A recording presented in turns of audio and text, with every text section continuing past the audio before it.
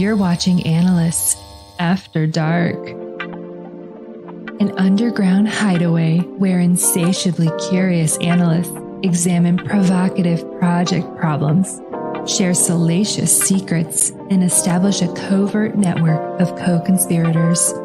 Step into the dark with your hosts, AJ Hawley and Steve Jones.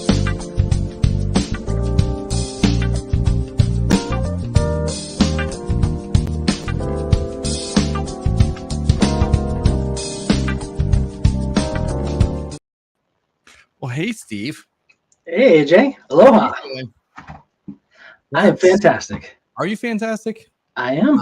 Yeah, this is the second time that we've had this conversation. We started the broadcast early. We had a phenomenal conversation and then realized that the broadcast button was not hit. Oops. So, aloha again. Aloha to you. Luckily, aloha means hello and goodbye. So, we get to use it in whatever context we want to right now. But we're not saying goodbye yet. Correct. But we're not saying hello for the It's not first time either. So that's okay. Well, we have a fun show planned. And we know that because we've already had a portion of the show.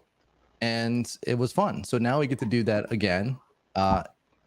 And it's one of the best parts, I think, about doing something new is you get to figure out all of the intricacies and screw up a little bit and just get to enjoy the show, have a little fun, and brush off all of the mistakes and so on, right? There's no better test than in production.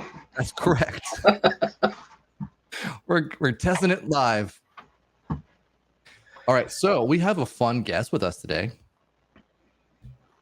We have the infamous Jamie Champagne joining us, and she's a lot of fun. I actually tried to have some champagne that I was going to have here. I was going to have a glass of champagne with Jamie Champagne because I thought, how apropos is that?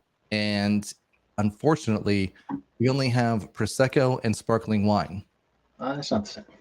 I know that because I went to our little wine fridge and I asked my wife, I'm like, hey, do we have any champagne? I'm going to bring some champagne. She's like, no, we don't have any. We've used it all. I'm like, I know. I was just in there the other day. I know we have 2 bottles at least. And she's like, no, we don't. Now, this is one of those situations where technically she's right, but like in the spirit of the event, I didn't want to admit it. So she came in, she's like, so did we have any? I was like, no, we didn't have any, but you're right. I know. So anyway, said we're going with the Kraken. All right. And Jamie's, so I'm known for bouncing around when I'm around people that I like and doing things that I enjoy. Jamie makes me feel sedate. Sedate. Yeah. Looking at her energy and as much as she brings, I feel like I don't bring the energy like she does. You meant in comparison, not like yes.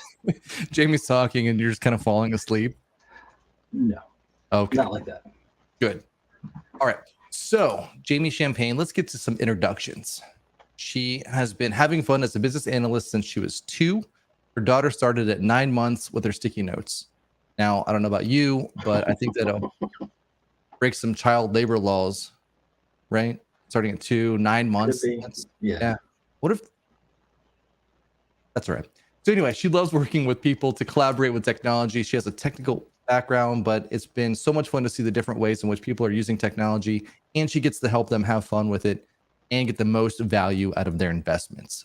So with no further ado, hello, Jamie. How are you? Aloha. How are you guys doing? Well. Woohoo! Second time. Fantastic.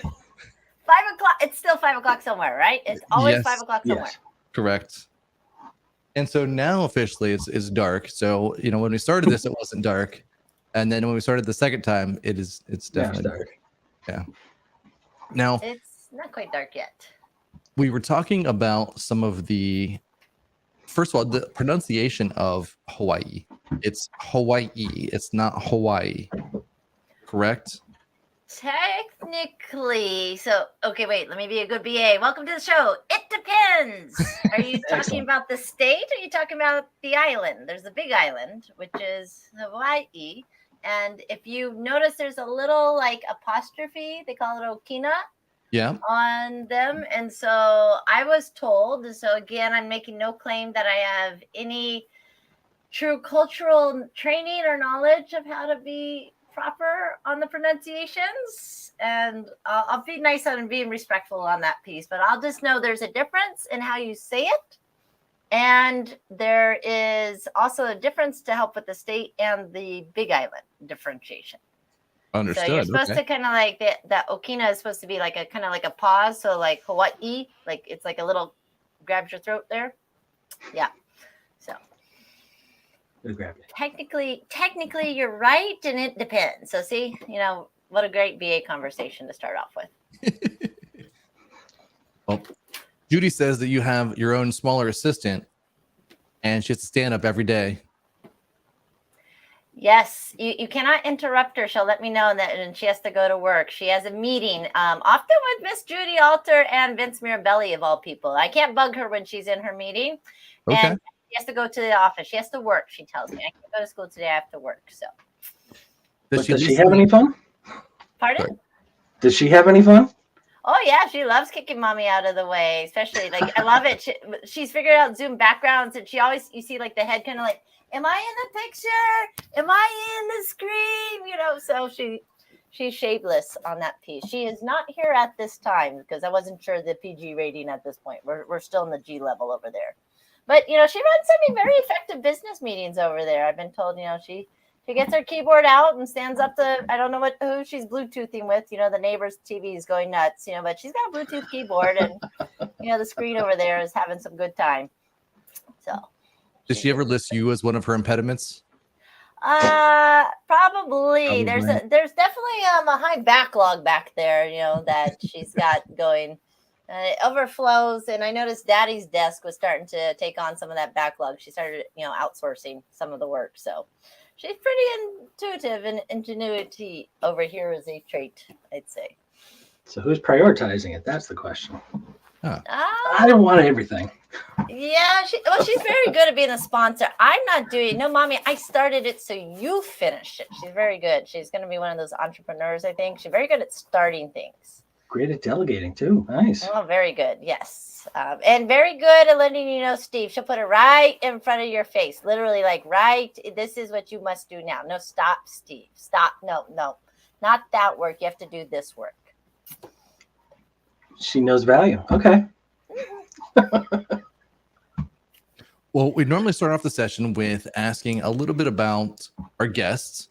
And so we ask what their favorite after dark activity is. So, Jamie, you mentioned that your favorite after dark activity is moonlight paddleboarding with glow sticks. Yes. Me and the ladies, when we get the chance, we like to go for that evening paddle, especially when the full moon's coming up. Once you get on the boards, nice flat water, nothing too crazy. We're not like charging like Waimea like 40-foot waves. No, it's a relaxing paddle. But we put the glow sticks on. We have some fun with it. It looks really cool from the water where you can just see like the glow stick floating and wondering what's going on out there. You can't see the board and the person yet. Yeah, we go have a good paddle. Great stress relief, better than the gym. And I mean, you're on the Hawaiian waters. Can there really be anything better than that, than just being outside, enjoying that fresh air, a little salty breeze? The drinks afterwards make it really worth the paddle too. We'll say that. I can see that. My only qualm with that is that it's during shark feeding time, right? So you said you have an evening one, and then you also have a morning one, right? Mm-hmm. And so those are the two prime times when the sharks decide that, hey, you know what? I'm feeling a little peckish. And it'd be nice to have some toes. Well, it's like, the good work saying, you're only in trouble if you get caught. So, you're only in trouble if you fall down. Just don't fall down when you paddleboard. Fall down. Okay. Yeah, or knock somebody else off. Catch a wave, just don't fall down. Now, they don't have like where they just are curious and, hey, if I bump this a little bit, then snacks fall down. Never looked at it that way, but perspective is everything. Yeah. Okay, so just knock your friend over when you fall down. It's like, is it like the bear thing? As long as you're faster than your friend, you don't have to be faster than the bear. Right. That was going to be my question. Okay. Just Yeah. hope that they If you're splash. falling, do you take somebody else down? What's the paddles for? Use it like a pugil stick. Right. What was that? Wasn't that old? Was it the Warriors before the Ninjas? What was that? The American Warriors battle? Gladiators. Gladiators, yeah. Oh, we can have water gladiators. Oh, that might be really fun. I'll let you know what I think about your prioritization. I'll show you this. Wouldn't that be fun to battle out the sponsorship? Which goes in the backlog. Whoever can get the most items on their board first without falling. I would think love that'd be that. fantastic. The BA I would Olympics. love that. Steve is already going there. He's like, "Oh, this is getting good. I like how this work is reshaping." I was offering up dedicated space in the office for office dodgeball. So after you have a rough meeting, everybody goes to the dodgeball room. That would put everybody in a better Might mood. be a small challenge when the sponsor's stuck in the corner and there's like 17 people all standing, staring at the corner with the dodgeballs all in hand. Could get a little intimidating for a few people, but you at least know where your team stands. Yep.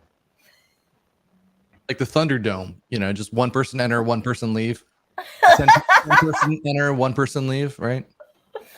Yeah. Oh, I love it. I actually came up with a couple names. I wasn't sure if you named your after dark activity with your moonlight paddleboarding. So I named a couple.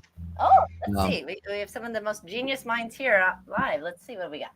My favorites were the Shaka Sharka, Flow and Glow, How to Meet Your Mako, and Wave Rave. Wave rave. Ooh, I like that. That's just easy. That flows, right? You want everything flowy. We're really not good on that agile stuff. That stop everything. We like it just going perfectly.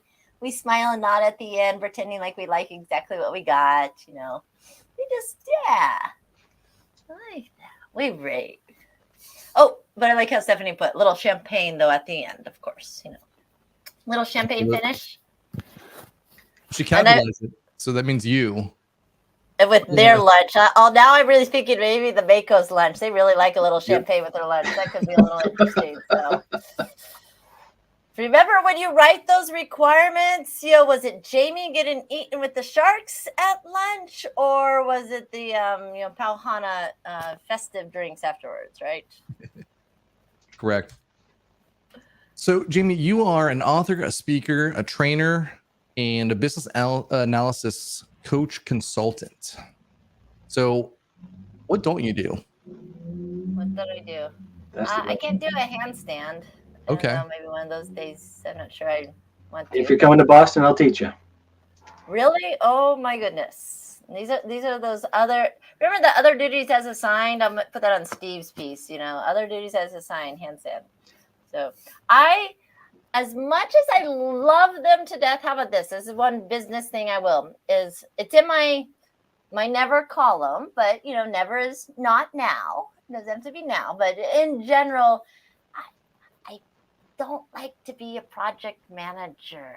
That one's not as much fun. So since I'm with the Analysts After Dark, I've been there, done that, got the t-shirt. It's like one of those ex-husband things.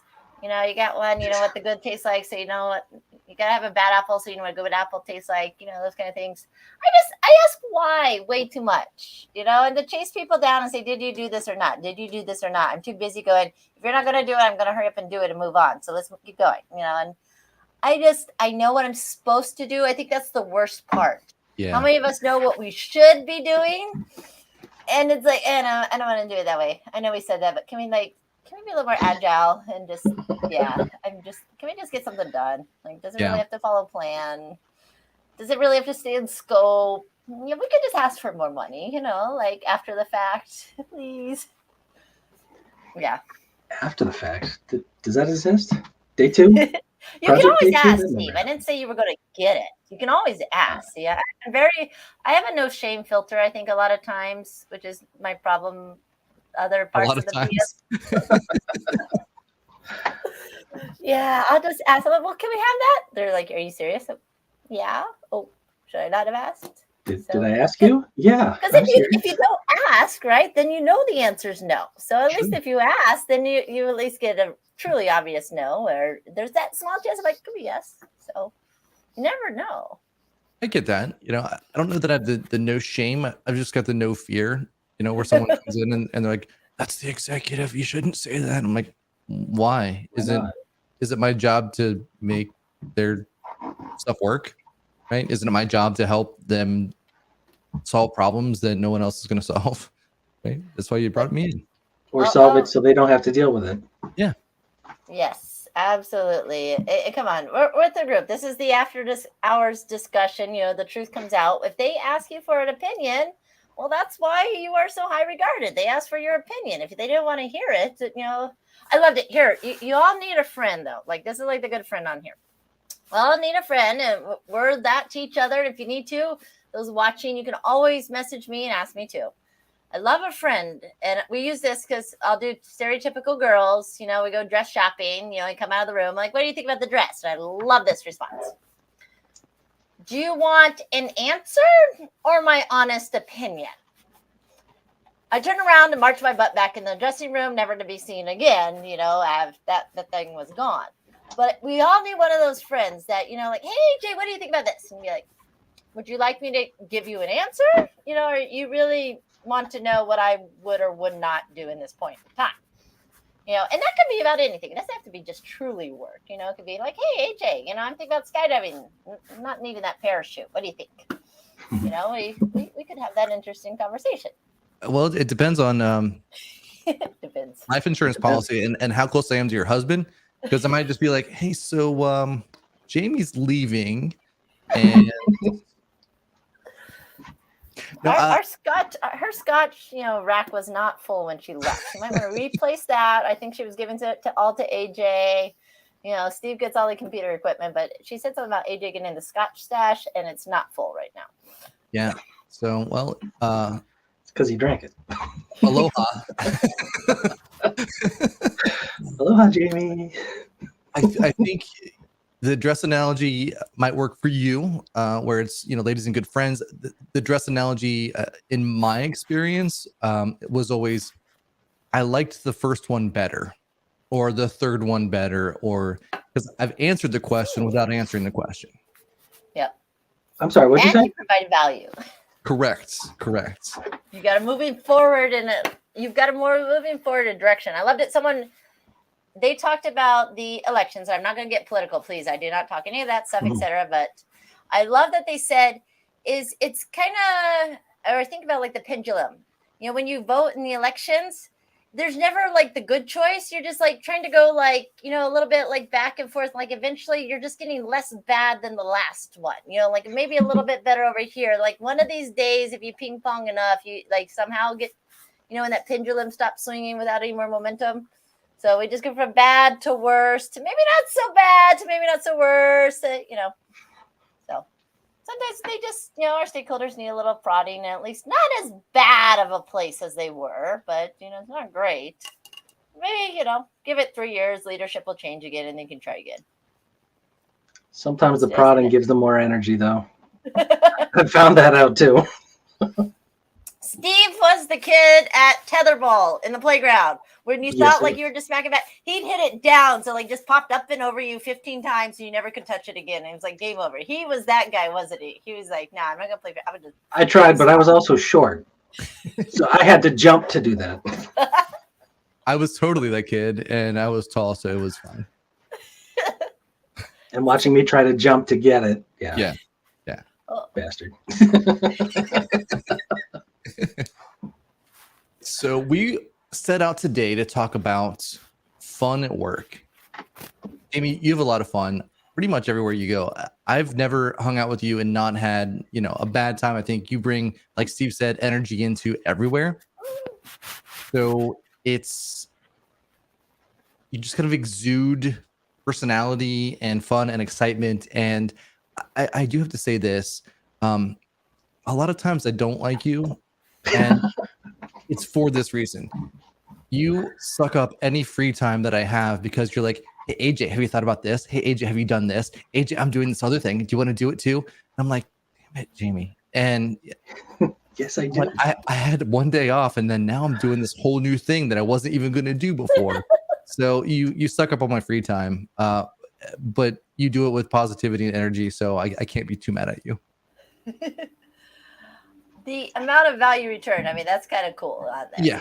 Come on, value return. So it's just perspective. Take the slice, the amount of work, and free time is sucked up. What's that? The part, like, you enjoy it, and it's that accomplishment. It's a part. I guess it's the part where when you put something together and you're so excited because you're like, yeah, I put it all together, and then someone walks in and goes, what are these 3 screws for? And you're like, not important. Look, I got this part done. We'll figure out later what those 3 screws are. It's like good enough, And so I know I have that mentality of good enough. I am absolutely one of those people. I'm like, good enough. We'll make the most of whatever we're given, and stuff. Oh, I love the support here, the love. It's a good enough. Let's get forward momentum.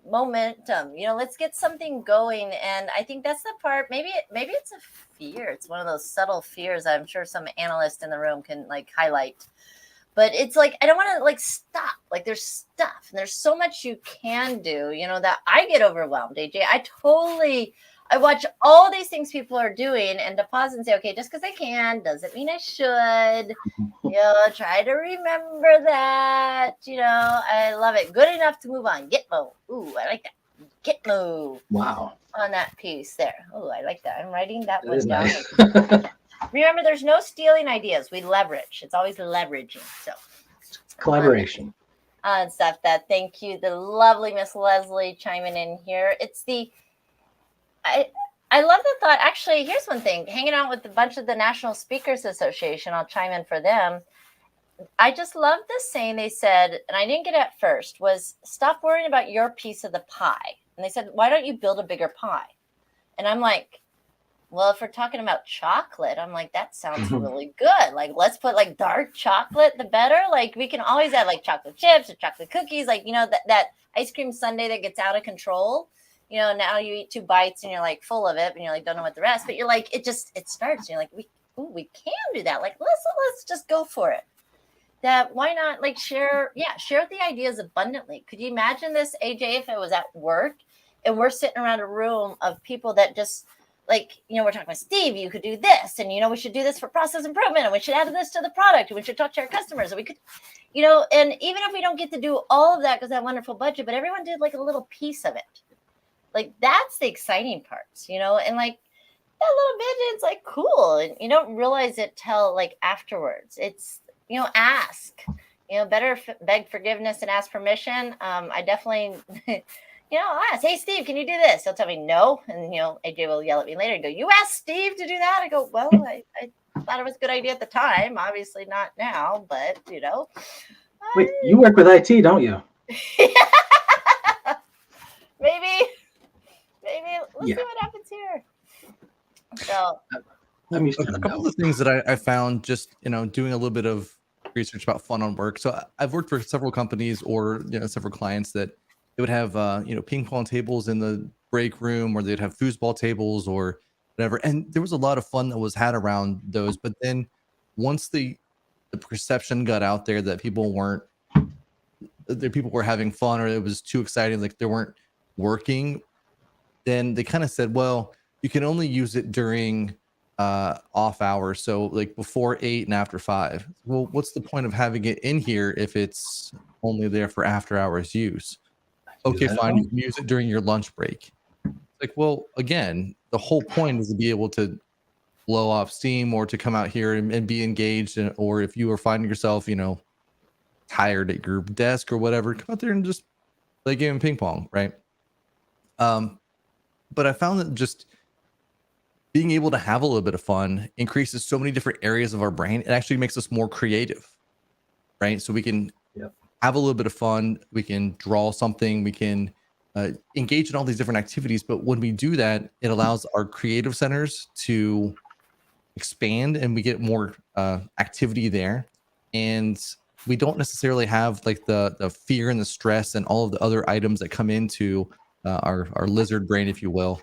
And now it's that fight or flight response that decreases, that cortisol decreases, and we get more serotonin, dopamine, and all of the fun chemicals, right? Yeah.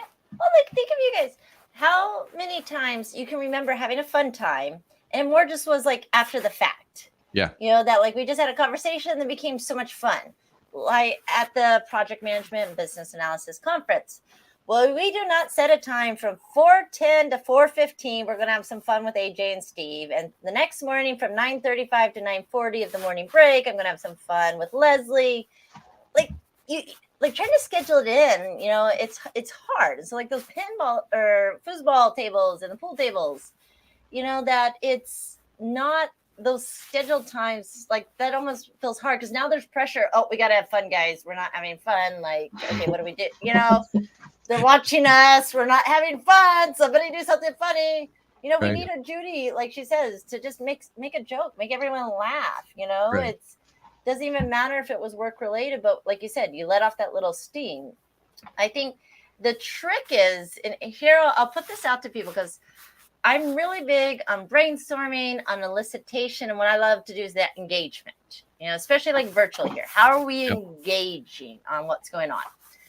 And when you do that, like here's the difference. Do you guys do warm-ups and icebreakers on calls or teams? Do you ever do those? I mean, technically, I hate icebreakers just because they're literally not done well. And it's like, hey, give me this. Like, like, what's the most awkward thing about you? Like, I'm not sharing that with a bunch of my coworkers. I'm awkward all the time. I can't pick one thing, right? Most awkward thing about me is when I have to respond to an awkward question. Yeah. There you go. Like, Yeah. Well, okay, and so here's a good point. I actually don't like icebreakers. Well, I like icebreakers when I get to just play and participate and have fun with them for like a non-work reason. Sure. I use warm-ups because how would you like to find an activity that is interesting? Now, it's not going to be fun for everyone, but it's maybe interesting. But the warm-up idea, the reason why it's different than an icebreaker is because you're prepping people to dive into the activity. Right. It's meant to funnel you into the next step. It's like step 1 of your 10-step process. You just don't tell people it's step 1. You tell them after the fact. Sure. See, there goes Jamie. Why don't I just show you and have you do something and go, aha, you just learned what requirements were. You drew pigs. Yes, they have nothing to do with work. I do have to caveat that one. Always please draw the farm animal, not the person. We had one small minor mishap. But see, then that's fun to talk about, Sure. I do like the person who drew bacon, by the way. That was my favorite. When everyone else is drawing a pig, farm animal, and he draws bacon. He's like, here's what I picture. But that piece there where as long as there's that goal and that output, then it's like, okay, what do you need to have fun? Like you say, what do you need to enjoy the work? What do you need to explore items and those things that, the piece on there is, like you say, you give them the environment, but our hard challenge is not everyone has fun the same way. Right. The Aloha shirt I would show up in versus what you two have on, they're all different. They're all fun. They're all Aloha, and like you say, you can smile and comfort. I think there's a lot of trust here. There's a lot of confidence in who we are. So that always helps. But like you say, the fun, did you create, maybe that's it, did you create space for it to happen? Sure. And I think that's the hard part. Like for me, I don't separate work and play or fun. Same. Yeah. And so I don't set, like you say, I don't work from 8 to 5 and have fun from 5 to 7. Anyone who does that, they've already set it apart. They said fun happens after work because there's no space for it. It's pressure, it's whatever things else, we do a lot. And when it's exciting and energy, it becomes naturally more productive. Anyone, like they say, you ever been tired? You stare at the screen for 20 minutes and nothing still has happened. You're still staring at the screen. Nothing's happened. So I love it. The yes and absolutely. Sure. Okay, that's interesting. And what else could we do when we can't think of an idea right now? Is there anything else we could work on? Like, I'm not a fan of icebreakers, but I am a fan of ice cream. Just bring it all the time to every meeting. There you go, Steve. Good call. I have a candy bin that I bring to meetings. All right. That definitely puts a smile on people's faces. There you go. Yeah. And not everyone has to eat candy, but you brought it. Like you've already lightened the mood at least and said, okay, we're going to get serious and get about all this work stuff, but here we got a big jar full of candy. Jamie might think it's fun because I'm gonna pick one, the jawbreakers out and see if AJ can duck. And like every time I hear Yes. it's an idea. I'm not gonna eat the candy, but Steve brought the jawbreaker, so AJ's gonna figure out am I frustrated Jamie's throwing, or am I grateful she has bad aim, or am I mad at Steve for bringing the candy, or loving it that he helped find a way to prioritize items? That's always my awkward fact, is that I have extremely fast reflexes. So right. Dodgeball. Have you ever read this book? It's called Humor Seriously. No. Ooh, am I So good. So there was a study that they referenced in that book, and they did a brainstorming study at the University of Southern California, and they had a New Yorker photo or cartoon that 50% of the participants had to make up a caption for, and it was a funny caption, and then the other 50% had to do like a non-funny or non-humorous caption.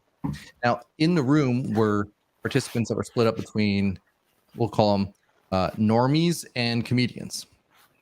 And so what they found was that the people and they were all hooked up to an MRI as well as they're doing this. So when they did the study, the people that came up with the funny ones, they had areas of their brain light up that were focused on learning and recognition.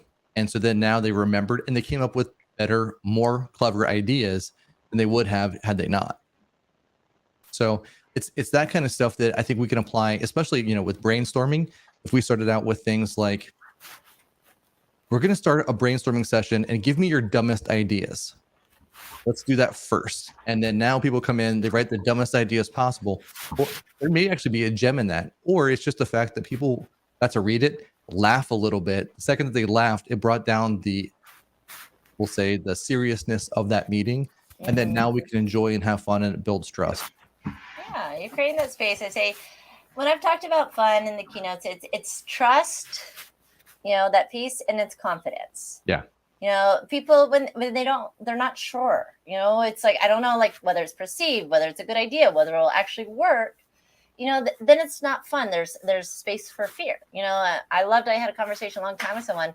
If we're only having fun, if you fill your bucket up with fun, there's no room for fear or stress or worry. Right. You just got to fulfill it. Yep. I wrote a note here. I think as we were talking, maybe it was round one, but never know. Round one, round two, whatever iteration we go on in this world. I put how many of us on our projects, and again, I'm not going to be the project manager, so there's always a fun way to do this. But I said, I need a what not to do on the project parking lot. So like all the things of like, when someone thinks of that great idea of like, oh, yeah, we're never going to do that again. Oh, let's put that on the parking lot. To where, like you say, it's not really something we're going to action maybe, but you need space to call it out and be like, Steve's like, yeah, let's get a PM who actually knows what being a PM means. Okay, what not to do. Hire a non-PM person to run the project. We'll just stick it on the parking lot. We can't do it now, but we'll just remember that for later. Like, just to liven up the lessons learned. Anyone ever do the lessons learned session? Those are always my favorite. I have fun with them. I'm not sure everyone does it the same. The part, though, is like, I can't sit there and go, Steve, okay, give me 10 things you liked about the project and 10 things you didn't like in front of everybody now. Yep. But the most popular response is always, right. And then the immediate or Steve Rock Andy. That worked well. I love it. Play a game. Like, how many of us play Heads Up? I love the Heads Up game. Where you put a word on there. Friendly competition. People are always competitive at work. They won't say it, but they love a little friendly competition. I picked all the projects, keywords, or things that happen, like just random words from the project, and put them all on the little cards, and we played Heads Up. So what we did is we had a scribe where people wrote down what they were trying to say to get you to guess the word.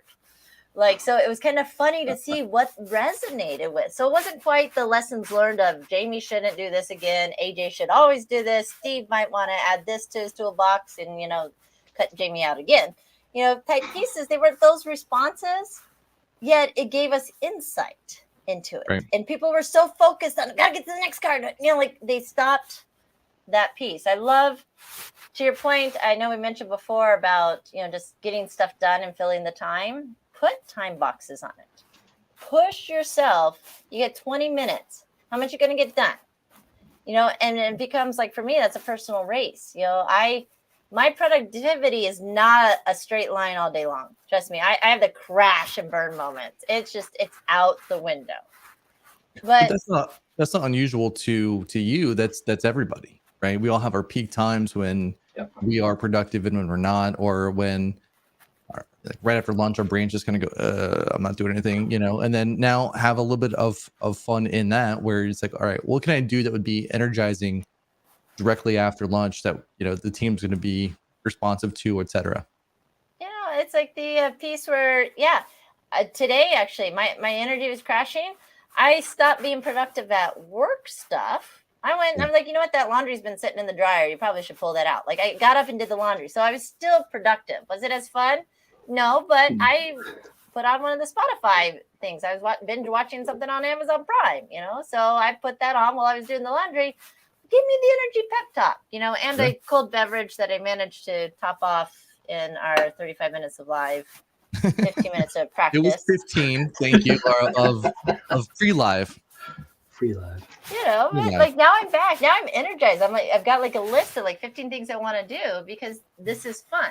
Yeah. And I think, you know, the part where it gets a bad rap is if people like feel like you go play foosball and where's the ROI on that? If you come back with 17 ideas and we implement 2 of them and we make money off 1 of them, well, yeah, that foosball table is well worth it. Right. You know, but we need an analyst to do that. You know, after this, if we're all thinking about the 15 things we're going to do, we're looking at the ideas, the yes stand, you know, Judy put in the 2 truths and a lie. Like, you know, we've got all these ideas. You know, I'm going to try that next time. Or, you know, oh, Jamie, I'm going to give her a call next time. I'm going to connect, you know, just something, you know, that pushes the productivity.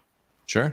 Work when it's fun and stop work when it's not fun. I think that's probably the worst piece is to sit there and tie you to it and be like, AJ, you got to work.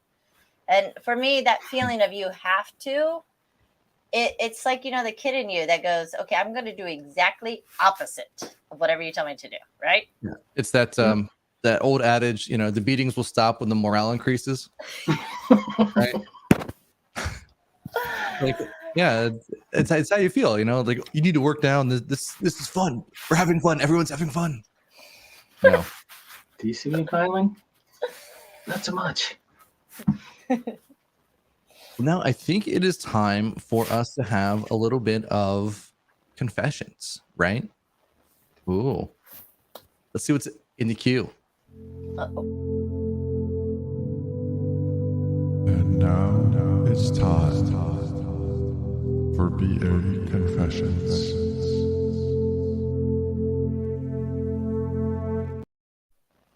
All right. So we have one confession submitted by Ricardo. Ricardo is submitting this from the loo, by the way. From the loo. So this must have been right after a meeting. Or lunch. Yeah. So No, it wasn't after meetings, Steve. Have you not looked at your calendar? Every minute is booked from 8 to 5 now because you're working remote. Doesn't mean you get to go to any bathroom breaks until after 5 p.m. Unless you schedule it. And even then it's overridden by your sponsor that says, I see there's a 30-minute non-important meeting. So it must be my space. Yeah. That's fun. Thanks, sponsor. We love you. All right. So Ricardo says, we do Scrumbug. My company assigns the manager of the primary business unit as the product owner. But they have no idea what that means other than showing just enough interest to make decisions and changing their minds every few hours, it seems. That was a long sentence. The rest of the BA team and I worked with them to truly understand the issues that need to be solved and crafted countless wireframes for the project to get a sense of their solution leanings, but they kept changing their minds with no actual reasons. I had a preferred approach which met their needs that felt a lot more intuitive than everything they were complaining about. Sounds pretty common. Yeah. So the preferred approach met their needs. Okay, fine. I got it. Never mind. We're good. All right. So I was in yet another meeting with the developers and 0 attendance from the business. Again, not surprising. The developers were ready to start coding, but didn't know which way to go. So I presented them with my preferred solution and said, that's what they should begin with. My business group doesn't have a memory for any of the application decisions, so I figured, what the hell?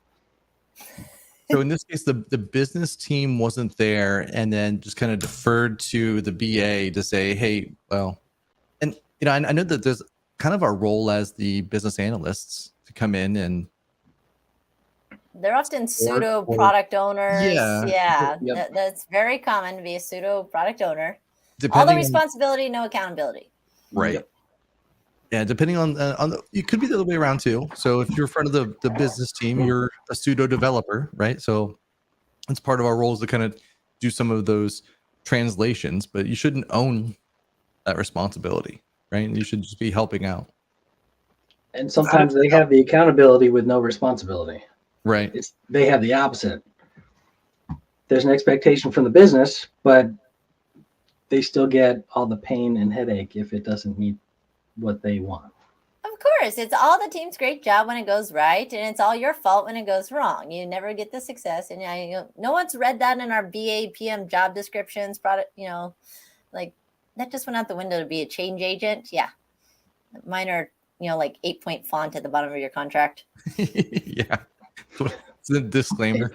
Yeah, do you know what you're walking in here? So Steve, they were in the meeting with the developers with no business. How did it end?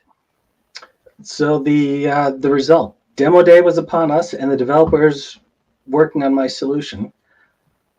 The stakeholders loved it. It made sense to them. It was intuitive what they would be doing with the app, and were shocked by how streamlined their process had become. Did the BAs get any credit? No. So Ricardo is feeling the pain. He feels good, but at the same time, would feel better if there was some acknowledgement. Got it. Of course, we all love to be loved. Everyone in this world is loved, and we need to hear it sometimes. Okay, like I have just a fun thing to do. Most offices totally allow this most of the time, or your laptop or something. Like, okay, this is literally sitting on my desk. To mommy love Kyrie. I'm not allowed to open it, but it's my work envelope, someone gave me, and it's sitting on my desk. So, it's the part where, okay, you smile and nod, say thank you. Always say thank you. That's really fun. It's very hard to do when someone's chewing you out, but at the end of it, you say thank you, AJ. And he's like, what? It just it brings everything down. It's a fun technique to have. It's just smile and say thank you. You're crying, JB. Yes, but thank you. Thank you. I haven't learned that one yet. Will nod and say thank you through the tears. Let's say thank you. It's one of the easiest things, the most politically correct and politically, career-saving move you can do. For those of us who like to do the opposite and let them know exactly how you feel back, just say thank you and pause, please. Pause. There's something fun though. You're always loved. No one's firing you. You're still loved. Okay, there's something there, and it's the piece of it. I would say though on this BA confessions. Now, this is where I stand and why I love knowing enough of IT to be dangerous, but I really don't program. I don't develop. I call AJ and I can yell at my husband over here and say, help me with this, but I'm smart enough to go. I'm like, hey, that's a SharePoint error. I know that. I know enough that this guy isn't giving me permissions, and so I'm smart enough to be dangerous. But the piece on it is I try to watch. BAs, our best value is what and why. Our PMs are great, the where, the when. The moment I always caught myself when I tell somebody else how. Mm-hmm. That's the part where I got to be careful because, okay, think about it. Like developers, they're SMEs. They're a SME for a reason. I'm hoping that there's some higher power eventually saw some smarts in them, and you have to smile and nod and take that with a grain of salt with some people. But I'm not the SME. I am the business analyst role, or I'm playing that role. I'm trying to fill in and help. That if I start telling how, it's the feed a man for, give a man a fish, you feed him for a day, teach a man to fish. Teach him to fish. Feed him for a lifetime. So that part on like the development team, I would keep going back and be really clear on what I need and why I need it. What is the best way they can help bring it to the table? Like, I want to say put ownership on it, but yeah, if everyone's doing a role, everyone's needed. Like, look around like your meetings. One of my pet peeves about efficiency and effectiveness is how many people are invited to meetings and how many people actually talk at those meetings. That's not fun for me. Fun is trying to figure out the math that the company just paid to, send all those people to an hour-long meeting and only 2 people are actually working. I have an idea for that. I do, I've wanted to implement it. I've just not had the ability to figure out a way to do that in Teams or in some of the Microsoft infrastructure. But basically, everybody gets a budget, and you get to use that. Each person that you invite is worth a certain amount based upon their title or their availability or whatever. And then now you get to basically use $1 of that budget or that person. And maybe, every hour or that I invite Steve is worth $5 and Jamie's worth $10. Yes. And so, yes. sorry, was that allowed? And I only get $5 for the month or $30 for the month, whatever it is. And then now I have to go in and say, well, I can't invite Jamie. I have to invite Steve twice because now, unless I need a decision on this today, right? So then we're evaluating that versus just going CC on every single person.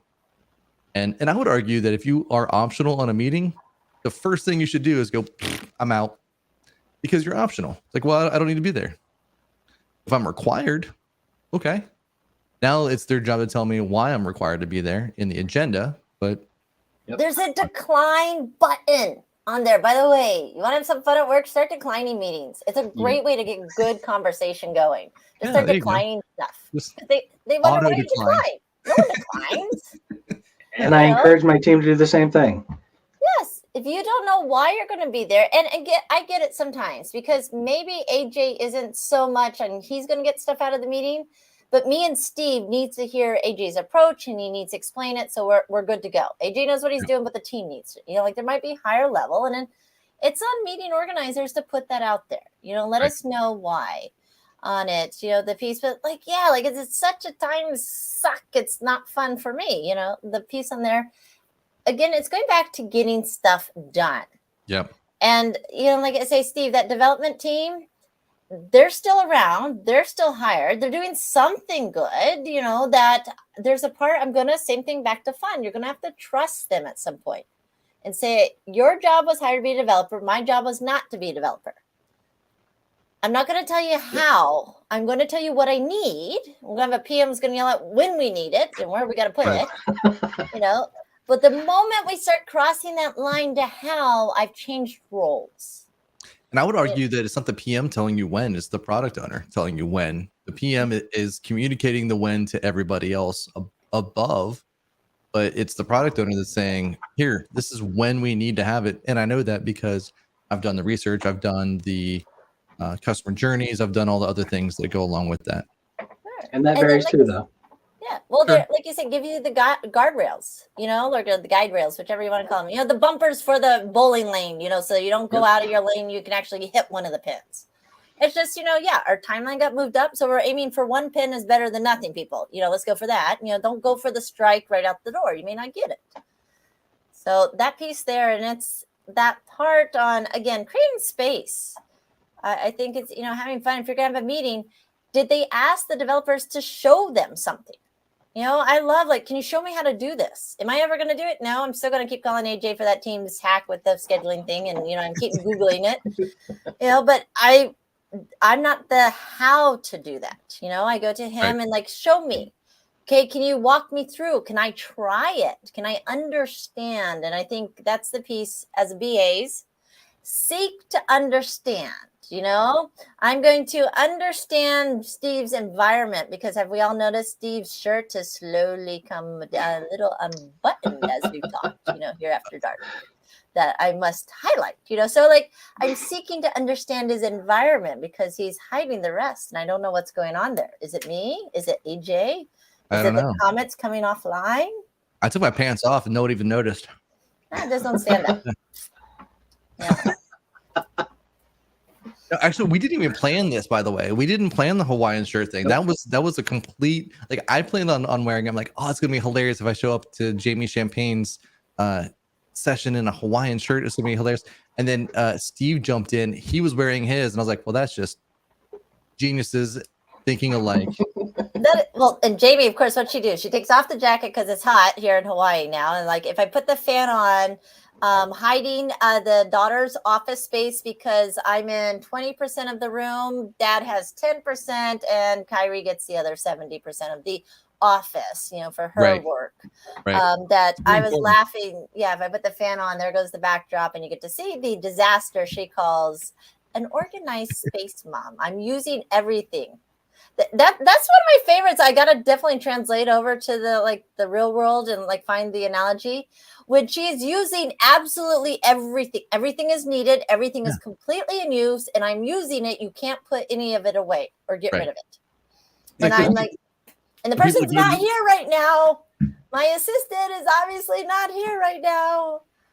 It's tempting. But I think that's what we do at work. When Steve's not here, I can't go run over his desk and take all the work off his plate and just chuck it in the trash can and say, see, it's clear. Now you're back to you can be productive on my project. You just take all that stuff, clear it, right? That's what we want to do, though. Because then you make space for the fun, right? Steve needs room for the candy jar. By the way, though, AJ, I had fun. Know what your stakeholders like. I brought in poker chips for requirements prioritization. I let everyone, though, be equal because I knew how it went, and we weren't going very far with 3 alphas in the room, not counting me this time, by the way, but the 3 other alphas in the room and needing the developers' insights on things. We had a very full spectrum of profiles and, rank in the organization. But we play poker chips. That I like, to me, it's distracting from the pressures that make it not fun. Give me something that just distracts it. So, yes, Steve, let him know if they're going to vote with the chocolate pieces. Do not eat the chocolate candy pieces before you explain the voting process. We had a small, fit by someone who had eaten all their voting pieces before we started that round. As long as they have the wrapper, it's okay.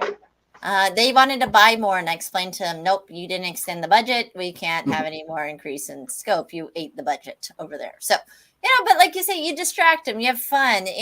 But like virtual here, we're talking about the Aloha shirts. How cool is that? We're thinking about our spaces, even if we're virtual. Why not have some fun with us, And like you say, how about this? Okay, now this is an icebreaker. This is one I will use just to help emphasize this, though, in the virtual space. What is the most random object within arm's reach? The most random object you have within arm's reach.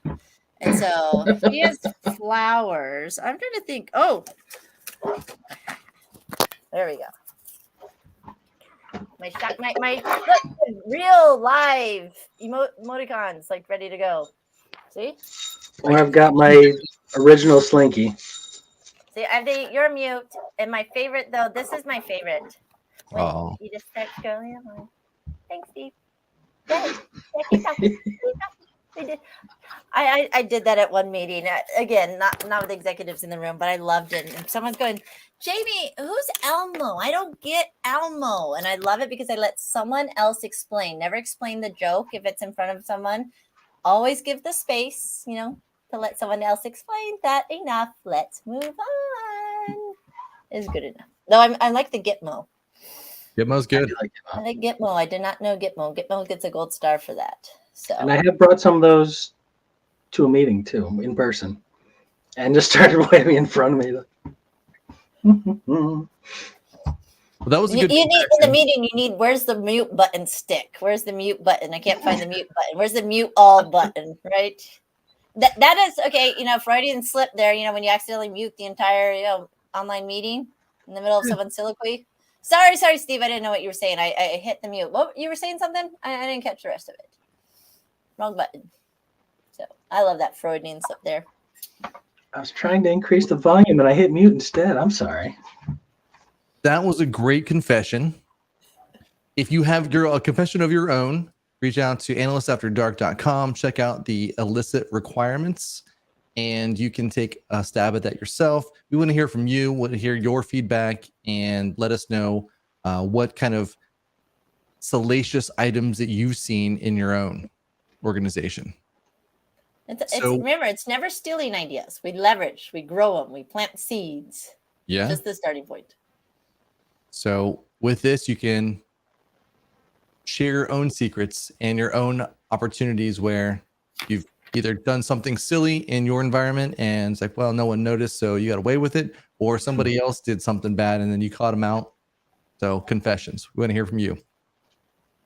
But that takes us, whatever name you want. That takes us to the hotline. It's time to listen into the hotline.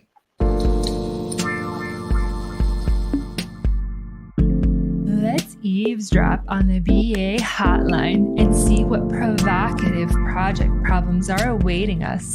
Is your project in hot water? Operators are standing by. Ooh, that's hot. All right. So we're actually hearing from Kendra today. So Kendra called with a problem, and she's calling from Agile in name only. So that's her organization where she's working. Kendra says, I have a couple of different issues. We started doing Agile development. Now, that's my first alarm when someone says we're doing Agile instead of being Agile. So that one I'll harp on all day long, because if we're doing Agile, you've missed the entire point. If we're being Agile, now it's more of a continuous improvement process and you're following that. But that's okay. So anyway, we started doing Agile development within the last few years, and it's still a real pain in the ass. Issue 1, the PM, nay, Scrum Master, along with the developers, still call for requirements up front, but we don't get the same dedicated requirements discovery time as before. They want it all now. How do we, as the BA team, push back? What should we push back on? So first of all, I love this question. This is one of the fundamental issues I think we have with the transition from waterfall or traditional projects to Agile projects, is that they're like, well, I can do give me all of the requirements, and then we'll just do iterative waterfall and as a development team. And that's one of the ones I think is, it's the first sin that every organization commits, just because they're so used to all those requirements, right? And so then really they don't get a chance to, as a business analyst, come in. This is where I think your product owner should be empowered to come in here and say, here's exactly what we need to do. You should have your project broken out by epics and features. And then now you can take those, here's the highest level items that we have first, the features. We're going to go in priority order because this is what we need to deliver. And that is a conversation between the product owner, and I would assume that you have some sort of architect or solution designer or somebody else that's technical on the team helping to figure out if you have any sort of dependencies, etc. But that person should be the one that's coming in and saying, here's what's first. And then now you as the analyst can look at that feature and start doing the requirements and start gathering all those into user stories, figuring out what information you have to have there. And the team can focus on at that feature level, because that's really what the development team needs to have. They need to know the features. They don't need to have every single detailed requirement out there in front of them. That's just that's frankly BS. Ridiculous. So I think you should push back on all of it, saying, no, I'll give you a feature, and then even then I will only have, as a BA, 2 iterations worth of ready requirements. Ready meaning they are ready for the development team to pick up and go, and then that is your continued cycle as you go through. Jamie, Steve, any thoughts on that? I have thoughts. Oh, go. Go, Steve. I like here. There needs to be time for discovery. Absolutely. And in order to do that, you need to know what to do first. Just like you said, there needs to be somebody making a decision on what's priority. What is the first thing that we need to get? Feature priority. It sounds like agreed. It sounds like in this organization, the product owner doesn't quite exist yet. It's possible. Tough to tell. So I think in those scenarios, we have the product owner doesn't exist. They are over allocated, or they are the product owner for 4 or 5 different either projects or products, or they don't understand that that's their role. They're not empowered to make those decisions. So I think they're informed enough. They might not have the training to understand that that's expected of them. Agreed. You're supposed to step in and make decisions. Oh, well, yeah, I can make decisions. There's structure to what kind of decisions we're looking for and the timeliness of when. So we need engagement. And it can't quite tell if the PM is Scrum Master is providing opportunity and time for that, but it sounds like there's a real communication problem. Well, so Nobody is doing enough of it. in this case, the PM's job is not to tell them when the requirements are due. The PM job is to work with the BA to figure out from the BA when those requirements could be potentially delivered. Now, the Scrum Master in this case, a Scrum Master's role is to remove impediments from the team, right? Their job isn't really to go in there and to say, they're the counselor of the team. They're the ones that are kind of resolving all of the marital issues that you have as a group and saying, well, I hear what you're saying, but if you listen to what they're saying, doing that whole thing. So the product owner is the one that should be defining what requirements are out there first and prioritizing those so that they can say, well, this person, and we'll pick on Steve, is going to be working on feature 1. And then Jamie, you're working on feature 2. When can we have some of those requirements ready to go? And can we do both of those features at the same time? Ooh, you guys are going dark after dark. Get them. Okay, I'm livening it up a little bit here. I always like I'm doing this here. Okay, so there's the obvious that what are you getting asked to do? And then just taking a quick pause in your context. I'm getting asked to do agile development in a place where they plan 5-year budgets. You're never allowed to change the budgets. They want timelines. They want to know what you're doing in 7 years from now because they're trying to plan their HR recruiting plan today. And so I'm like, okay, we're going to be agile. So then I think about what I can do on there. And here's the part, as you all were talking, I was like, all right, let's just again, have some fun with it. But I like abstraction. I learned this technique for doing engagement and collaboration. What I mean by that is, okay, we have to deliver fruit baskets. We are arguing about the banana peels right now. Okay. I need to know how many fruit baskets do you want? Are we doing 5? Are we doing 1? Well, I don't know. It depends how much money we got. Okay, we got enough money for 1 fruit basket. Okay, great. Let's talk about 1 fruit basket. Are we buying bananas and apples, or is that not in the fruit basket? You want strawberries and berries? Those are different price points. To simply shift the conversation a little bit and just go, okay, seriously, people, where are we at? And I know seriously is what the word I use, and then I'm going, not to imply there's a bunch of monkeys running around the group, but everyone infers what they would like. You'll flip it over there and say, so what are we delivering? If I give you an empty fruit basket, is that okay? Because we're going to work about the basket the whole time. We're going to have no fruit in it. Is it not a fruit basket? Then we have a basket. If I put 1 banana in there, is that acceptable as a fruit basket? Well, I mean, technically, yes. Cup and put 1 banana in it. The 1 banana in 1 small cup would look better than 1 banana in a big basket. Context and everything. Let's try that piece. And the part, so that's where I like to say, have some fun with it. If they're not getting this concept and they're seeing it, step it back, put some fun, a fun spin on it. What's something everyone can laugh about? That's why I just picked bananas, not because, again, the monkey analogy. No, you could do bananas and then a tomato. Yeah. Right? Because tomatoes are fruit. And so then now you get to say, we have squash and pumpkins squishing out the way so we can't put them in. See? Look at this. Solving problems. Of course, and that piece there is thinking about it, what's delivered. And the part here, like you say, they're being told to follow methodology versus being in mindset. Right. And your methodology is going to fail the moment you see you're in a agile environment because you're going to have the waterfall or scrumafall, whatever we're going to do, on it. Yeah. You got structure you can't put in here, So these acronyms, absolutely. These NMVs, next most valuable. Yeah. All right. How many of us get feedback? You've called into the hotline. Loved it. You're getting feedback and ideas. Are you going to use every one of ours? Maybe. Won't change the world tomorrow. It's a starting point. It's a seed. Yep. If we start building these habits, it's absolutely, AJ, it's that mindset. It's that perspective. how many times are you demonstrating to others the behavior you expect? That's the piece there, that if I can't make somebody do it, can I demonstrate what I expect? So even if they still, Steve will never, ever, ever, ever, ever done it. Or Steve's demonstrating for you, AJ, his the very good selection on the Hawaiian shirt now for the workplace. That's a very good one. That one with a pair of khakis, you fit in fine, Steve, on that Hawaiian shirt. Are you saying that I selected a poor choice?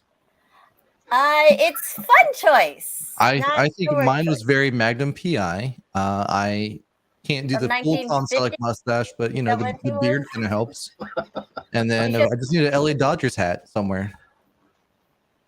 The first Magnum PI, right? Like you're talking about the first guy? Yeah, I forgot Okay. they remade that. Yeah, sorry. Well, only know because they shut down our roads when we're trying to get around downtown because they have to do all this filming. We're the only people that complain, and all our friends are the extras in the background. You know, sending little shots of here's, hey, that's me back there. I'm see the third guy from the left in the back of the scene back there behind the lifeguard seat. That's me. You know, we all have our claim to fame for the $50 and the free lunch you get for hanging out for 27 hours.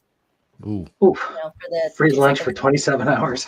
$5, and you get the little 2-second pan on the beach. You know, they just need some people on the beach. Like jury duty, but you're in a show. Yeah, but you're in the show. You're in the credits, right? Yeah, I guess. Yeah. Well, I think you're only in the credits if you have a speaking part. Oh, is that what it is? They don't get all the extra I don't lines? think that they give extras credits unless they I have. know, but see, they sold the fun part first, right? You get to hang Yeah. around the actors, but yeah, have the mindset. My easiest to ask for feedback. Is this what you're looking for? Is this the right direction? If for that other question about our pseudo product owner, having to fill in, ask the team. Okay, if I make the decision to go with this, is that something everyone can live with? I didn't say I was going to make it. Just put it out there. Ask for feedback. Does it stick? If you need to, like you say, when you need to have fun, if people are okay throwing out ideas and see what sticks, great. If we need the virtual sticky notes, let's do virtual sticky notes. Just throw them out what the decision options are. If you need to, my daughter is those the little things that come from the quarter machine where it's the little sticky hand with the string. And so you can pull it back. Yep. Put a sticky note on the back of that idea and literally see which ideas stick on the wall. Let's see which ideas stick. So I was actually looking for swag. This was a couple months ago for some of the conferences that I was doing, and I chose slap bracelets. So hopefully there's some people in the show and the audience that have a slap bracelet. Oh, I should have put them on. We have two. My husband even has to wear them to work, according to my daughter. He must wear his appropriate, attire. Yeah.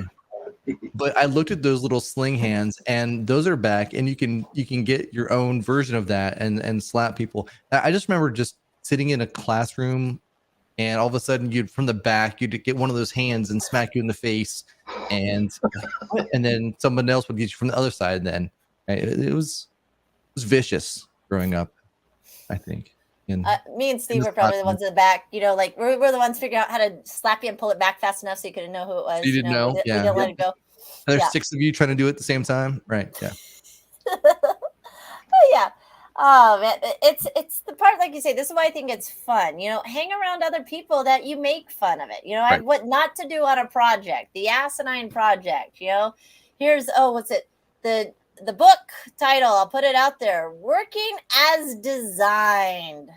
Ooh. I've got some collaborators helping me. My favorite, I think someone even commented earlier on about, test and production. I love that. That one's, I think, is going in. That was Steve, and he was making fun of us because we don't know how to run our own show yet. But hey, we were being agile, Steve.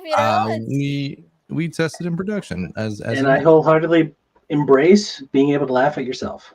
Yeah, and like you say, the last piece on it again, outcomes. For what reason and why? And you got to give me something. Even if we got to pull up, 999 ways not to build a light bulb. But, we want that one way. But we would never have our sticky notes if we worried about getting it perfect. We never have sticky notes. But even the 999 ways was debunked, and it was, I need to make a good enough light bulb that people will actually buy it. It only lasts for a little while, and then it breaks down so that way they can buy more. So it was that they had good ones that worked. They just said, well, that's going to be too good. We need to crap it down a little bit. And then I think that's going to be one of the terms that we put in the show, crap it down. Crap it down a little bit. Yeah. cut it down a little bit. That might be a good one to keep, I think. Absolutely. This is Like you something said, good. give me something. You gotta give me something. Right. And I would say, like, how many of us are online like these meetings and we just talk and talk and talk and talk? Show me something. Have me doodle it. Like, believe it or not, you can still put great ideas down on paper, even if you're virtual, and then just show it. And actually, you can turn those into apps now. So you can use like Figma, and then you have that on your piece of paper. You did a little screenshot, boom, that becomes an app before you know it. And you don't have to have all of the big wireframes, etc. You can just take what you have there, put it into an app. Trust me, when the developer showed me my requirements model, and I'm like, what requirements model? And you could see where they scanned in my scratch sheet of paper, because I'm one of those people, I always like cut paper up and take the backside of whatever to write on. Yep. You could read some of the print through their scanning of my chicken scratch they scanned in as the requirements. I was like, okay. I drew that in like 10 seconds at a meeting, just so you know what we were talking about. That's fine. They went with it. That's all they needed. Right. So that was good enough. But like you said, good enough to move on. The part, though, again, what are you delivering? Me and AJ can hang out and talk story, and Steve give ideas and inputs. As long as, to me, it's what's coming out of it. Has things changed after that 30 minutes of talking story? Are we got a seed? And my biggest piece is then the action. So stop worrying about what we can't do and start going, well, what I can do. And it's okay if what I can do is I made a note. Okay, great. Later, I'll put it in my little Google Doc. I didn't have it ready to go. Okay, great. Now I got another idea. Another one I'll reach out on LinkedIn. There was a couple good comments. I want to see what's more on that, but I'll do that later. It's okay. Not now. Those things to do. So if it changes, it's still okay. Right. It's the part on keep delivering, and it's nothing that someone will steal your thunder. It's you course correct, given that someone else has done this. All right, here's where I'm still going to come at and give you that value. And I think that's where, like, again, if there's too much fear, there's no room for fun. How about you just have more fun so you push out the fear? And now we're just talking story. I know we're never just, right? We're simply talking story. We're building on ideas. And that just because we don't do it now, we planted seeds for the next projects, the next iteration, what will come later. We've got it already going. That's why I love little, Trello boards, mural walls, whatever you need to put those ideas, just write it over there real quick and come back to it. I love lists. I put stuff everywhere because it's a good idea, just not now, Jamie. Not now. You need to finish something today, okay? How often do you do that? Just not now, Jamie, and you have your own not now, Jamie board? Mm-hmm. I even have a shiny object syndrome column on my Trello board. Okay. I see something, I'm like, that's really cool.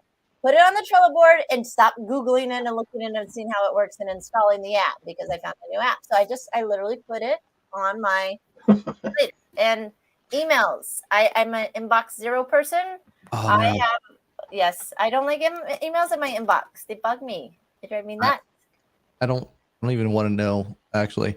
So in my inbox right now, I have 1,822. Just because randomly delete it. That's like my favorite thing is normally what's happened to me. It's just every like few months or so I'll do something silly and I'll delete the inbox. So I'm like, well, I guess that wasn't that important, In my deleted, I've got 3,200. So, but yeah, because it's a shiny object, good thing. I should follow up on it later. Move it out of the way so it's not top of mind. It's not whatever staring at you. That's fair. But that's the piece is, again, I love being, like you say, that productivity is I pick one thing. Just respond to it. I love one app. I finally finished the response of, what you need to like submit for trying to be an affiliate, so they'll actually give you money for all the stuff you're talking about for free anyways. I finally responded to those questions. It probably took me all of 30 seconds to actually fill it out, the questions, but I've been sitting in my to-do pile. And I'm like, you know what? Done. Okay, let's just get one thing done. Was I that productive today? Yeah, could have done more. Absolutely could have done more. I find that when I have my shiny object syndrome, as you called it, that's generally when I'm doing something that I don't necessarily like doing. And then that's when all of the other stuff goes, wouldn't it be fun to create this or to do this? And then there's been a lot of, actually, like for this show even, there's been a lot of stuff where I'm not sure if you can see it, but we actually did the Jamie Champagne. We changed our logo just for Jamie Champagne. And so Steve's kind of pointing to it. I don't know if I can probably pull it up here in a second. I see it back there. So it's just like, that was one of those times where it's like, I could do this, or I could do something more fun. And the more fun thing was being stupid and putting a champagne bottle instead of a martini bottle in there. And like, that's the kind of stuff that I feel like happens a lot when in our day to day is, but I could be doing this process flow that sucks, or I could be doing this other thing that I'm much more interested or invested in, and having that come in. Like, that's the fun aspect of, I think, what we as analysts we should focus on what those fun items are for ourselves, so that way we can come back to that and say, this is what I enjoy doing the most. And then the other people that are, so if we have Steven, who's very analytical and he likes breaking those things down, he and I can pair up, and it's like, I'll be here at this level doing like strategy and like big picture stuff. If you like the detailed stuff and you want to get down all the way to the nitty gritty, now you can be on that side of the project. And then we get to work in our own kind of flow states. Yep. The piece here I'll add in 2 parts. Don't beat yourself up about it. And I read the little bit of comment. I'm not reading more about the eating the frogs because I'm going to puke. And on here, there's not enough alcohol around here right now. I'm sorry. That's one of those games or something later. And I'm not going to tank a bottle of, Crown at 4 a.m. in the morning to get it down. Frog legs are good though. You just gotta have frog legs. It's like chicken. When you get the shiny object, I think to your point, AJ, you highlighted you weren't into it. When people are in flow state, when they're in the zone, they're charged and they don't get distracted because you're getting done. Yeah. If you're getting distracted, you're not in the zone. Go get distracted. What you do is just tell yourself then, like you say, it's, 9:30 Eastern time. Say, all right, great. Okay, I'm having fun with analysts. But before 10 o'clock, I'm going to get that email done. I'm going to get that email sent. So it's okay if you go play. It's like, I have to say it's mothering of some sort of weird way. Like, I think I'm going to be doing this with my child at some point. That like, okay, you've got all day. As long as by 5 o'clock, this gets done. You can pick when you want to do it. 5 o'clock, this is getting done. You got to get something done. That was one of the best benefits of the working from home experience. And so I'd been working from home for 7 years prior to the pandemic anyway. And when people came in and they're like, oh, you work from home, whatever, and you don't have to do this and that, etc. And it's like, oh, it's got to be so great. And then everybody had to work from home for like a year and a half. And they're like, how the hell did you do that? I don't understand it, because, and to me, it was finally like, oh my gosh, somebody gets it. Someone sees the world like the way that I saw it, because it can be isolating and you can have periods where you have peak performance and etc. And you can have weird hours and do all those things. But yes, getting it done by 7 p.m. instead of doing it by 4 p.m. as long as like it gets done, it got done, and you can do the things that you need to do on top of that. Yeah. So like you say, don't beat yourself up when you have shiny object, because now here's one thing that the workplaces are totally embracing are skill sets. Yep. It's less about the job title, and it's what skill sets do you bring to the table. So AJ, you've just enhanced your skill set on graphics. You just understand about logos and understand. Pretty special that way. Yeah, I am. No, it's stupid how much time I spend on that stuff, only because it's so much fun. But now it's a skill. Sure, yeah, but it's one of those things that I don't know that I could ever make true money on it. I think it's one of those things that I enjoy doing, because it's something creative that I don't get a chance to build a lot. I used to do development, and when I moved from a development to business analysis, it was, I built this today. This didn't exist before, and you don't have a whole lot of that as an analyst. You sit in some meetings and you may have written requirements, etc., but there's oftentimes not an end deliverable that you said, I built this. You said, I helped somebody else build this, and you were part of the team, which this creative side helps me, like, hey, look what I did. PowerPoint slides, same way. I'll show my wife, like, hey, look at this PowerPoint slide. Look what it did. And she's like, okay, great. And somebody else, like one of you guys, look at the animation. Look what I did. One of you guys might look at it and be like, oh my God, who does your slides? Because I want that person. And I was like, it was me. And they go, really? And then, there's a whole bunch of conversation back and forth. Damn, I don't have that version of PowerPoint. Well, unfortunately, it's last call. So that means that we've got about 10 minutes to wrap up. Jamie, first of all, mahalo. Thank you so much for being on our show this afternoon for you, this evening for us. And thanks for tolerating our little flubub in the first earlier part of the session, doing a little repeat. But do you have anything that you want to share with the audience? Do you have a little bit of information, or first of all, where can they find you? Definitely find me on LinkedIn. That's the easiest piece. Connect with me on LinkedIn if you haven't already. I tried to go in and accept or cyber stalk those that were stalking me, and connect with us because that's where we share. It's a free space. I always love the cybersecurity conversations. I'm like, you won't let me do it on my computer. So I'm going to go home on my personal computer, go put it out to LinkedIn where I'll get the answer. And then I'll copy and paste all that bad garbage back into our, strong protected corporate environment, because that's where it's at. LinkedIn, they connect, we share, bounce ideas. So that's my favorite place because I travel quite a bit from Hawaii. Yet when you're in Hawaii, please let me know. I'm sure I can put an event up that we can write off, your Hawaii trip as a business expense. Just let me know. There's enough of us. We actually do work here in Hawaii. We do work, get things done.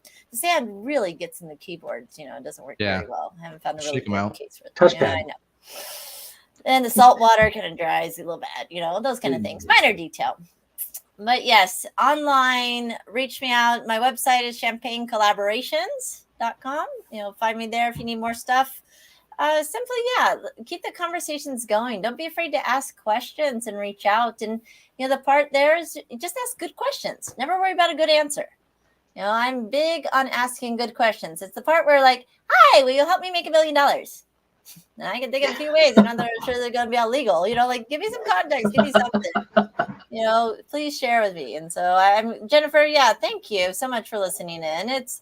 This is it. This is find groups that are fun and enjoyable. This is where the learning happens. Like, can you believe, guys? I'm looking at the time, and the time we jumped on, we've gone almost like, not to talk about productivity here, people, but, we've definitely gone slightly longer than an hour of discussion. That's correct. Yet how much fun was that? And how many, I have a paper full of notes. I've got a few more ideas for my squirrel board over here, my shiny object syndrome, column, and I'm energized. I'm ready. I want to do more work. I saw my husband's car for a moment, and he's like, "Don't worry, I'm just dropping something off." I'm like, "Good, go. I gotta get some ideas." That I love him, but I'm like, "Go. I gotta get some of this stuff done."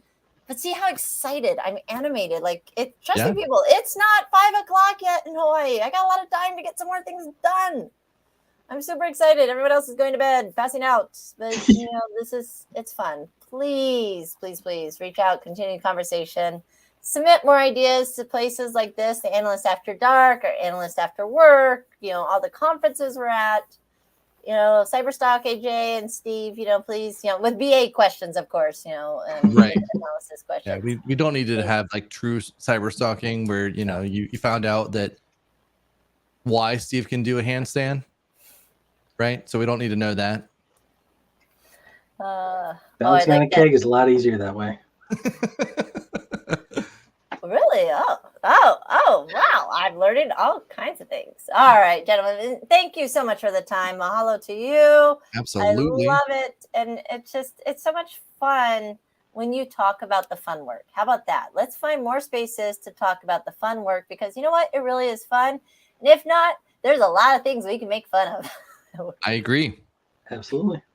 So we have a lot of content coming out on analystsafterdark.com. If you wanted to check out that, we'll have show posts. We just released a blog this week, and it was on the session that we had with Coach Vic and talking about burnout. So this will actually be a nice follow-up to that, talking about fun. So there's going to be a lot of content about that coming out, talking about the different variations of fun we can have, what it does to us and as humans, our brains, all that kind of fun stuff. And if you have your own questions, concerns, comments, you want to supply your own confession, or you want to add to the hotline, please do so via our website. You can also follow us on LinkedIn. So if you follow us on LinkedIn, then that means that we can share that content with you directly. So thank you so much for attending, everybody. Have a great evening. We encourage you to stay curious. Stay positive. Thank you. Have a great night. Have a good night, everybody.